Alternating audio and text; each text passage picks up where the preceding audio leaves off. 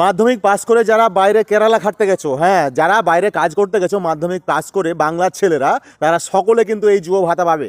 তো দেরি করবে না আর ভুল করবে না, সবাই কিন্তু পাবে। যারা বাইরে কাজ করতে গেছো মাধ্যমিক পাস করে, বিভিন্ন রাজ্যে কাজ করতে গেছো, বাইরে আছো, তারা সবাই কিন্তু এই যুব ভাতা মাসে 1500 টাকা করে পাবে, যেটা মমতা বন্দ্যোপাধ্যায় দিচ্ছে। তো সবাই কিন্তু দরখাস্তটা করো আর ভিডিওটা বেশি করে দেখো।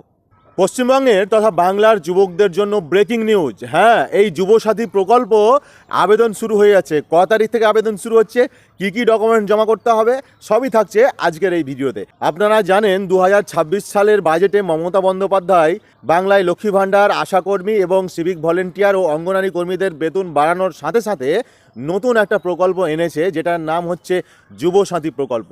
এবং এই যুবসাথী প্রকল্পের মাধ্যমে বাংলার যুবক ছেলেরা, 21 থেকে নিয়ে 40 বছর বয়সী যুবক ছেলেরা যারা মাধ্যমিক পাস করে বসে আছে, তাদের জন্য 1500 টাকা করে ভাতা দেওয়ার কথা ঘোষণা করেছিল। এবং সেই ভাতা আগামী এপ্রিল মাসের 1 তারিখ থেকে সবার অ্যাকাউন্টে কিন্তু সরাসরি ঢুকবে। তার জন্য আপনাদেরকে আবেদন করতে হবে, দরখাস্ত করতে হবে। দরখাস্তর তারিখ কিন্তু শুরু হচ্ছে আগামী 15ই ফেব্রুয়ারি থেকে 26শে ফেব্রুয়ারি পর্যন্ত। আগামী 15ই ফেব্রুয়ারি থেকে 26শে ফেব্রুয়ারি পর্যন্ত দরখাস্ত করতে পারবেন যুবসাথী প্রকল্পের জন্য। কোথায় দরখাস্ত করবেন? নিজের নিজের বিধানসভা কেন্দ্রে দুয়ারে সরকার ক্যাম্প অনুষ্ঠিত হবে। সেই দুয়ারে সরকার ক্যাম্পে আপনারা গিয়ে দরখাস্ত করবেন।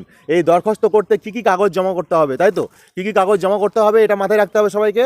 আধার কার্ড জমা করতে হবে, তার সাথে সাথে জমা করতে হবে মাধ্যমিকের মার্কশিট, বয়সের প্রমাণপত্র হিসাবে জমা করতে হবে আপনাকে অ্যাডমিট কার্ড, তার সাথে জমা করতে হবে একটা ব্যাংকের অ্যাকাউন্ট, সচল ব্যাংকের অ্যাকাউন্ট, এবং একটা পাসপোর্ট সাইজের ছবি। হ্যাঁ, একটা পাসপোর্ট সাইজের ছবি দিয়ে আবেদন করতে হবে দুয়ারে সরকার ক্যাম্পে। এবং এই দুয়ারে সরকার ক্যাম্পে আবেদনের পরেই আগামী এপ্রিল মাসের 1 তারিখ থেকে এই টাকা সরাসরি আপনাদের অ্যাকাউন্টে।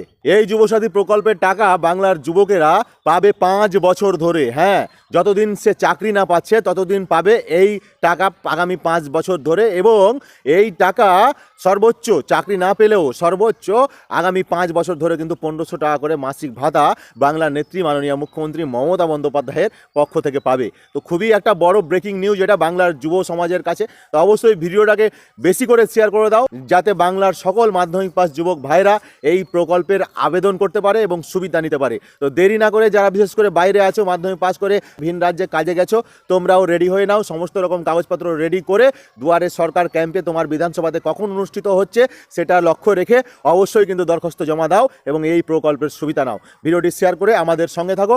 আমি তোমাদের রিকো ভাই, আর ফলো করে আমাদের সঙ্গে থাকো। এরকম নিত্য নতুন ভিডিও সবার আগে পেতে চোখ রাখো। জয় বাংলা।